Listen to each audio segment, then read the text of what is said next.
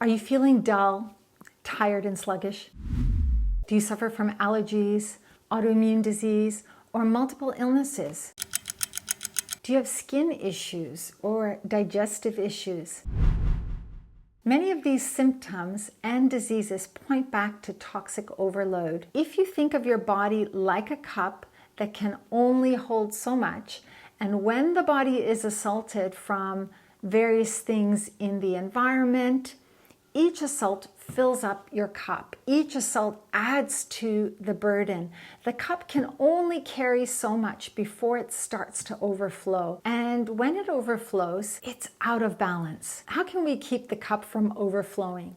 In part 1 of Liver and Detox, I helped you gain a better understanding of how our bodies detox and strategies to support our body's detox pathways. Specifically the liver, your central detoxification organ in the body, performing several critical functions. This is increasingly critical in our world where the accumulation of environmental toxins over the past 50 years has outpaced any other period in human history. Hello and welcome. If you haven't guessed it, this is part 3 of Liver and Detox from a bigger series on thyroid hormones and menopause. In this video, I will talk more about these environmental toxins. I'll explore the role of these toxins in thyroid disease. You might not be aware of the things that you're exposed to every day. It's simply mind-blowing to me, and so very important to be aware of, to be diligent so you can protect yourself from this assault.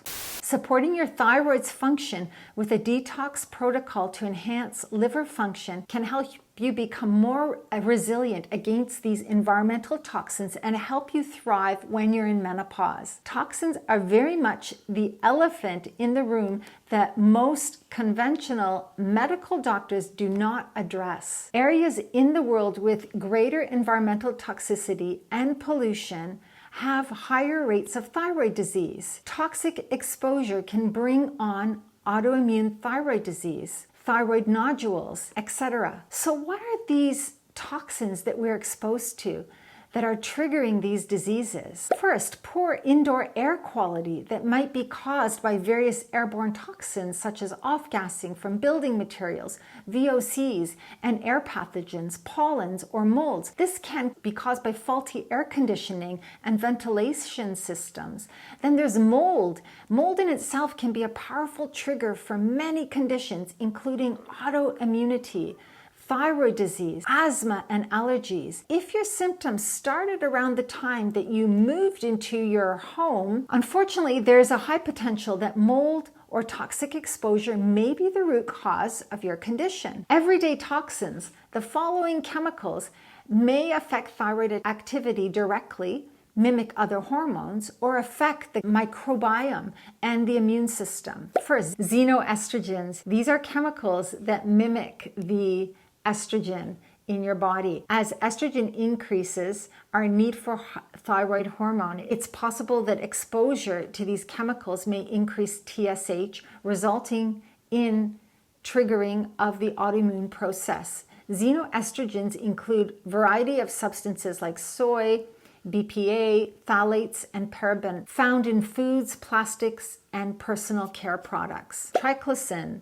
a common chemical that is found in antibacterial soaps, deodorants, hairsprays, and toothpastes. The structure of triclosan resembles the structure of thyroid hormones and has been associated with altered levels of thyroid hormones in animals. It is toxic to your thyroid. Bisphenol A, also known as BPA. BPA is found in plastics such as containers, baby formula cans, and even in the coding of store register receipts. It's been linked to cancer as well as reproductive disorders and developmental disorders. BPA also antagonizes T3 receptors, essentially shutting them down. Heavy metals and metalloids, for instance, lead, cadmium, mercury, barium, cobalt, and the list goes on and on. These can be found in foods, personal care products, supplements, and home goods. They show alterations in thyroid function. Copper, considered a less toxic heavy metal, has been associated with sabotaging thyroid function, as has the metalloid arsenic. I myself tested my heavy metals and found that my arsenic levels were high.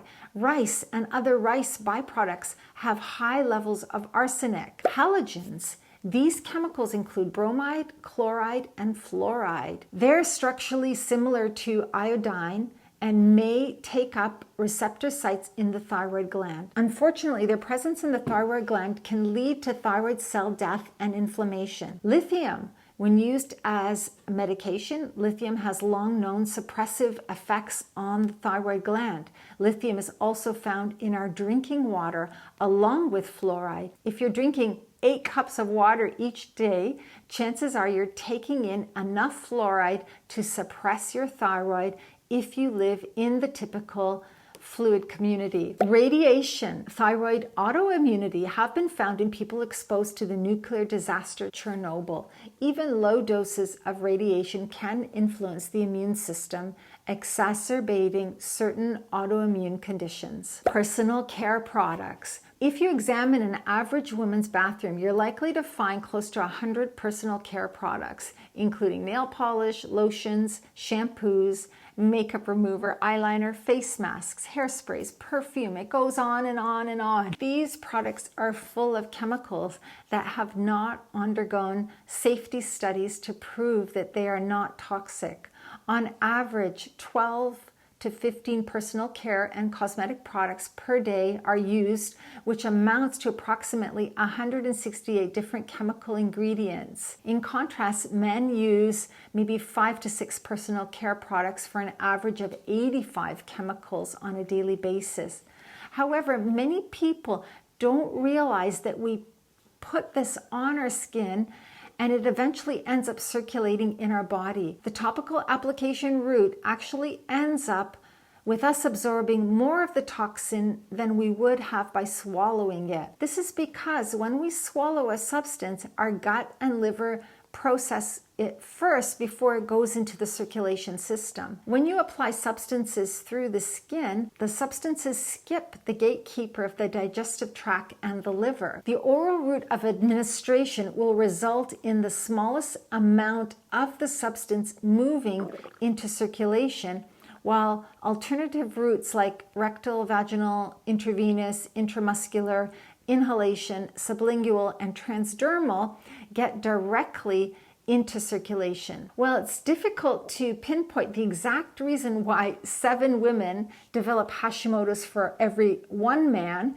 with the condition. Perhaps it's the use of endocrine disrupting chemicals playing a role. Men generally use fewer personal care products, as I've mentioned, and so perhaps women's personal care routine is largely responsible for the disproportionate female predominance of thyroid and autoimmune conditions. Absorption of toxins from the lips is more likely than from any other cosmetic because the lips are a mucous membrane and because we may inadvertently ingest the products by licking our lips as well. For example, lip gloss or lipstick, which is often a higher likelihood for exposure to toxins, and you may not even be aware of that. What about conventional cleaning products used to clean bathrooms, kitchens, and floors, which are full of toxic chemicals? You can make your own cleaning supplies or purchase ones with natural ingredients. Cooking utensils, if they're made from metals like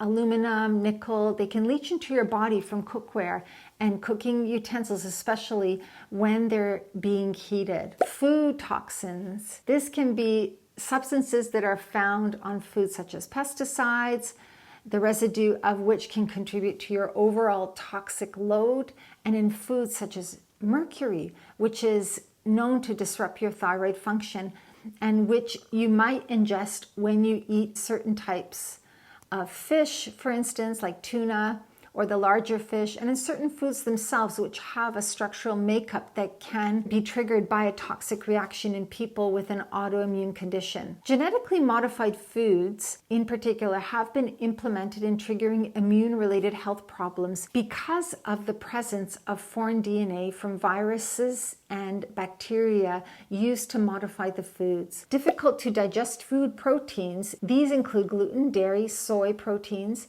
which can cause and perpetuate an autoimmune response due to molecular mimicry. If you have intestinal impermeability, your body is more likely to recognize these proteins as foreign invaders and make antibodies. When this happens, you can develop a food toxicity reaction known as a food sensitivity.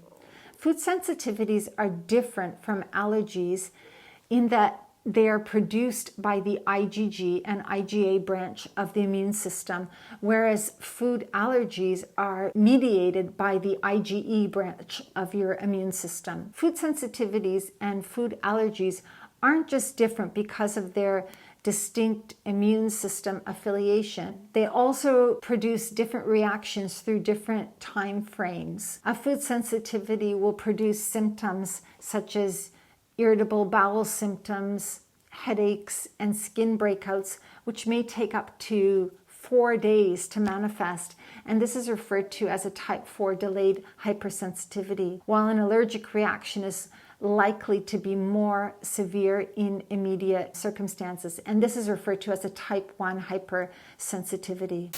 As you've learned in this video, environmental toxins are everywhere and have detrimental effects on our bodies. You might not have been aware of the things that you're being exposed to every day. It's simply mind-blowing and so very important to be aware of so you can protect yourself from their assault. Supporting your thyroid's function with the detox protocol to enhance liver function can help make you more resilient against these environmental toxins and help you thrive when you're in menopause.